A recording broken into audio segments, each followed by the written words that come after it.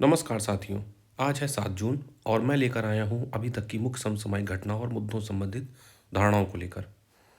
मैं हूँ डॉक्टर अंकित और आप देख रहे हैं करंट अफेयर्स टुडे।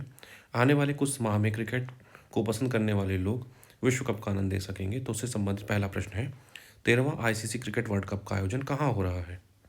इसका सही जवाब है भारत। आईसीसी क्रिकेट विश्व कप का आयोजन बीसीसीआई द्वारा किया जा रहा है। इसके संबंध में तथ्य सामने आए हैं। ये इस प्रकार से हैं। ये वर्ल्ड कप मैच देश के महत्वपूर्ण 15 स्टेडियम में खेले जाएंगे, जो हैं अहमदाबाद, बेंगलोर, चेन्नई, धर्मशाला, गुवाहाटी, हैदराबाद, कोलकाता, लखनऊ, इंदौर, राजकोट, मुंबई, त्रिवेंद्रम, नागपुर और पुणे। भारत पाकिस्तान का मुकाबला 22 अक्टूबर को होना है, जो कि सबसे महत्वपूर्ण मुकाबला होगा। इसमें कुल 48 मैच खेले जाएंगे, जिन्हें 46 दिनों में ही पूरा कर लिया जाएगा। वार्म अप मैचों के लिए 2 दिन रखा गया है। पाकिस्तान के मैचों के लिए पीसीबी जो संभवतः न्यूट्रल वेन्यू अर्थात बाहर से बाहर खेलने के स्थान पर अपनी इच्छा व्यक्त कर सकती है। क्रिकेट के संदर्भ में भी भारत और पाकिस्तान के संबंध तनावपूर्ण बने हुए हैं। पाकिस्तान में हो रहे एशिया कप में भारत ने खेलने से मना कर दिया है, तो राजनीतिक कूटनीतिक प्रतिद्वंद्विता के कारण पाकिस्तान भी संभवतः सुरक्षा का हवाला देते हुए ये मांग कर सकता है। इस प्रकार से पहले प्रश्न का उत्तर भारत है और उससे संबंधित तथ्य आपके सामने है। प्रश्न क्रमांक 2 है, किस स्थान पर आईएनएस त्रिशूल महात्मा गांधी के पहले सत्याग्रह की 130वीं सालगिरह के उत्सव पर भाग लेने जा रहा है? इसका सही जवाब है Peter Maritzburg railway station, Durban के निकट जो है। 7 जून वह दिवस था जब महात्मा गांधी के अश्वेत होने के कारण उन्हें ट्रेन से बाहर धकेल दिया गया था। 7 जून ही वह दिवस था जब महात्मा गांधी दादा अब्दुल्ला का मुकदमा लड़ने दक्षिण अफ्रीका 1893 में गए थे। साथ ही 7 जून को भारत और दक्षिण अफ्रीका के राजनयिक संबंध को 30 वर्ष पूरे हो रहे हैं। इस उत्सव में भाग लेने के लिए भारत का आईएनएस त्रिशूल, जिसे F-43 कहते हैं, ये वही वैसल है जो अभी अंजुमन बंदरगाह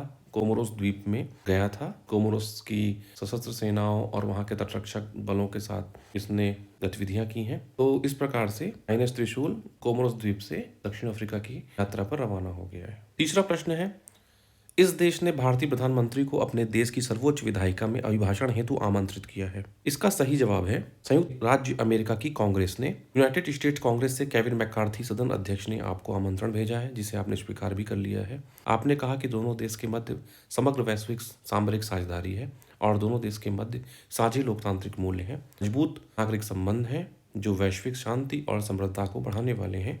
इस प्रकार से भारत के प्रधानमंत्री आने वाले समय में संयुक्त राज्य अमेरिका के दोनों सदनों को संबोधित करने के लिए वहां की यात्रा पे जाएंगे। अगला प्रश्न है, नोवा काखोवका हवाई बांध जिसे हाल ही में तोड़ दिया गया कहाँ स्थित है? इसका सही जवाब है डिप्रो नदी, खेरसान क्षेत्र, दक्षिणी यूक्रेन। नोवा काखोवका का बांध खेरसान क्षेत्र यूक्रेन में स्थित है। ये डिप्रो नदी पे है।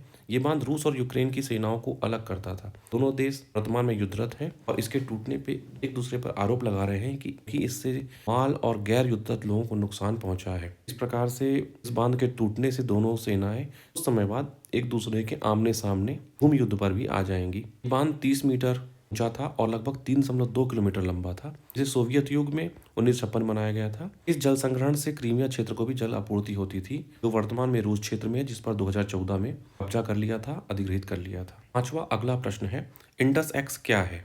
इसका सही जवाब है Indus X India USA defence acceleration ecosystem. Bharat ने अमेरिका से गैर जरूरी अवरोधों को हटाने के लिए कहा है। रक्षा मंत्री राजनाथ सिंह ने अमेरिकी रक्षा सचिव श्री लॉर्ड ऑस्टिन से मुलाकात के दौरान नई दिल्ली में पक्षी वार्ता में ये बात कही। भारत और यूएसए के रक्षा संबंध पिछले 2 दशकों में अत्यधिक रूप से उभर कर सामने आए हैं, जो न केवल राजनीतिक हैं बल्कि ब्यूरोक्रेटिक, आर्थिक और सामरिक यथार्थ पर आधारित हैं। इस प्रकार से इंडस एक्स इंडिया और यूएसए के डिफेंस नजदीकी को बढ़ाने वाला एक मैकेनिज्म है। Next question number 6, MV Empress क्या है? का सही जवाब है भारत का पहला अंतर्राष्ट्रीय क्रूज जलपोत जो चेन्नई से श्रीलंका के मध्य चलेगा।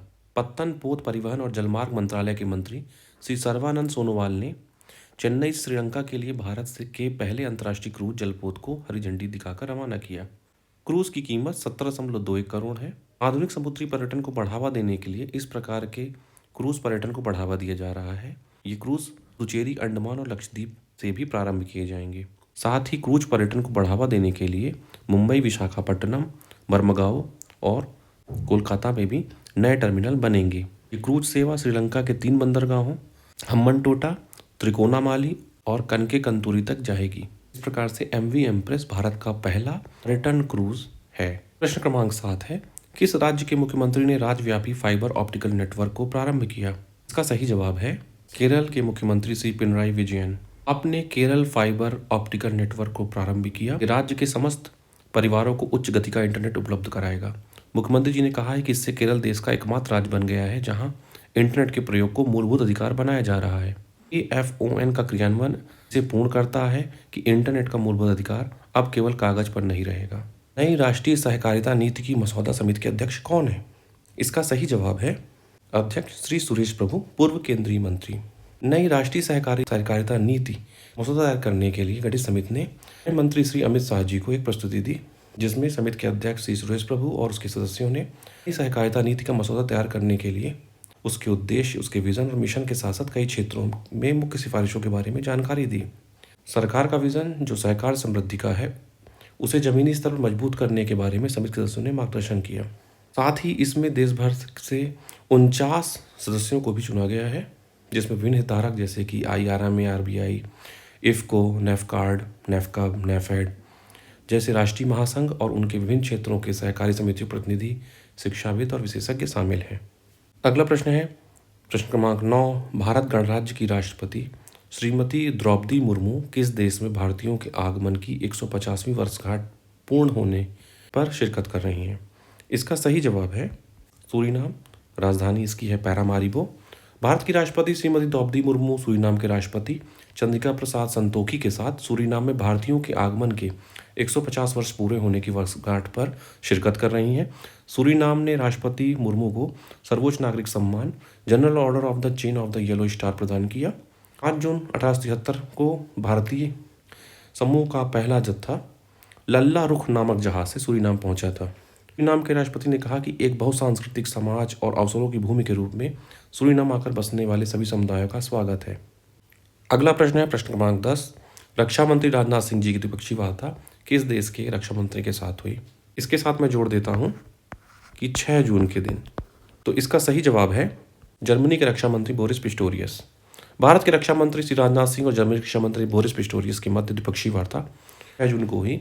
दोनों ने द्विपक्षीय रक्षा सहयोग पर चर्चा की, जिसमें 5 जून को अमेरिका के भी रक्षा मंत्री से उनकी बात हुई है। अधिक समन्वय, सहयोग और साझा प्रयास की बात की गई। श्री राजनाथ सिंह ने उन अवसरों को भी विशेष रूप से दर्शाया जो रक्षा उत्पादन क्षेत्र में भारत में बढ़ रही हैं।